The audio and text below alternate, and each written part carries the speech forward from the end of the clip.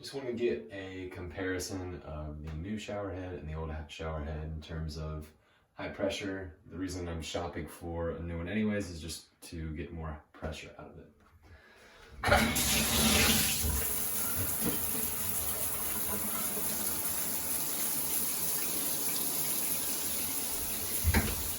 So this is what the product looks like in the box. It's a matte black one. It's a pretty compact box. Once opening it, have the shower head, as well as it looks like a restrictor, and it says there's Teflon tape in here as well that it comes included with, but the matte black is really nice looking.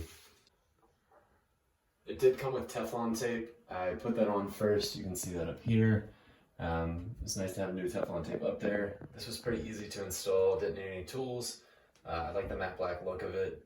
And one thing that I really like about the shower head is when you make a transition from setting to setting, it has a nice click to let you know that the setting is different, where a lot of shower heads don't have anything like that.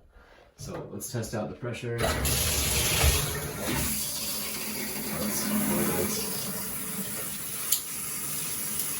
Looks like more of like there's more of the jets in the middle working on that one. It's more of a centralized stream. And it's getting the outer ring. But overall, really good pressure. And love the clicking return.